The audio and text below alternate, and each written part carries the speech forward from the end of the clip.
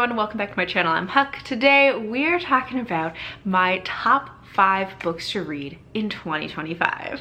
Usually I do a top 10, but this year I decided to do top 5 for a few reasons, but my main reason is also because I am doing my TBR clear out project this year, so I am already committed to a bunch of books. If you haven't seen the video already, I will link it in the description. Essentially, it's just a project where I looked at all of the books on my physical TBR and what were the books that had been on my TBR the longest. And this year I want to get those books off my physical TBR one way or another, whether I read them, DNF them, or just unhaul them because I'm not gonna read them. One way or another, they're getting off the TBR. So that is kind of my main priority and my biggest commitment for the year that I am going to be focusing on. So then committing to another 10 books felt like a lot because I'm such a mood reader. So this is already a lot to commit to for me. So we're going for a top 5. Anyways, that was a long preamble. Let's just start talking about what are my top 5 TBR priorities for 2025. So we are gonna start with a couple of historical fiction, historical fantasy books. That is going to be 3 of my 5. Because that is really what I'm excited about right now. And I'm hoping that I read a lot of historical fiction and historical fantasy in 2025 because I love it and I just feel like it needs to be a larger part of my reading. Anyways, we're gonna start with a book that is rolling over from my 2024 list because I did a very bad job of reading my top 10 TBR from last year, but that is The Wolf Den by Elodie Harper. So this is historical fiction that I believe is following a character in a brothel in Pompeii.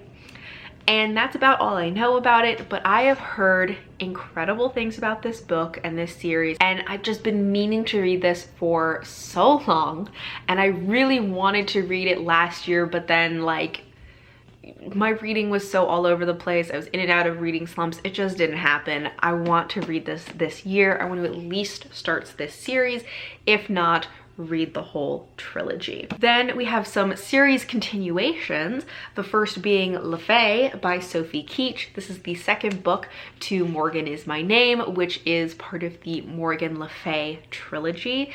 So this is a Arthurian retelling, telling the story from the perspective of Morgan Le Fay. It is really her origin story. The first book started with her in childhood, and we get to see her grow up and just how she becomes the person and the character that we know, and we just watch as the feminine rage within her builds. I loved her as a character. I loved the writing in this or in the first book, and I'm so excited to read the second book. Really, I want to read this right away, but also the third book is supposed to come out later this year, and I don't know if I should read this one closer to the first book or hold off and read it closer to the third book. I'm so conflicted, but I'm so excited about this. And then the other series continuation that I have is The Shadowed Land by Signe Pike. This is historical fiction, actually another Arthurian retelling, I'm realizing. But this is historical fiction following Langareth, who was a queen in Scotland, whose brother was the person that historians believe inspired the story of Merlin. So this is a little more tangentially related to Arthurian legends, but it is still kind of within the realm of an Arthurian retelling, but this is much more rooted in history, although it does have some like fantastical elements to it. But I love this series. I'm so excited for this next book. The only thing about putting this on my TBR is that truly this one book actually commits me to reading 3 books, because I have to reread the first 2 books in order to get to this one, because it has been 4 years since the last book came out, so I don't remember a lot about it, so I need to reread the first 2. but I'm not mad about it because I love both of those books and I'm excited for the reread. So those are my historical fiction, historical fantasy reads.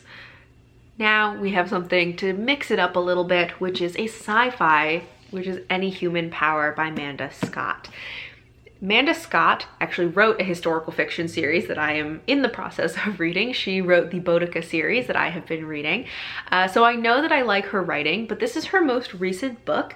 This is a sci-fi thriller that she describes as a through-topia, instead of a dystopia that is imagining a horrible future or a utopia that's imagining we're already in a perfect future.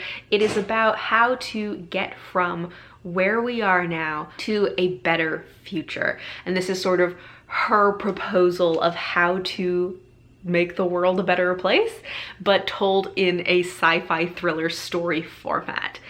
And that is just so interesting to me, and I have no idea if I will like this because I don't really read sci-fi thriller, but I'm so intrigued by this idea of a through-topia, and I know I like her writing, so I am hoping that I will love this.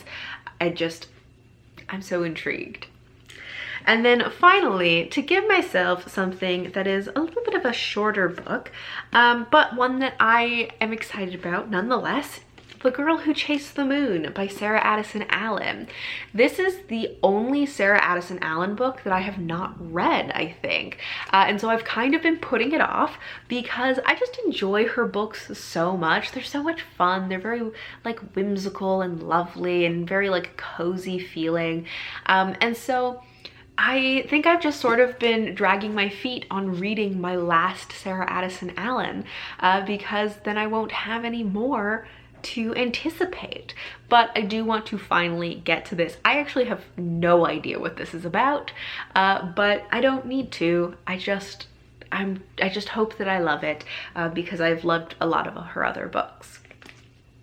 All right, so those are my top 5 books to read in 2025. I would love to know if you've read any of these, and non-spoiler, but what did you think of them? Did you love them? Or what is one of your top books to read for 2025? What are you most excited to get to? I would love to know. Thank you all for watching, and until next time, bye.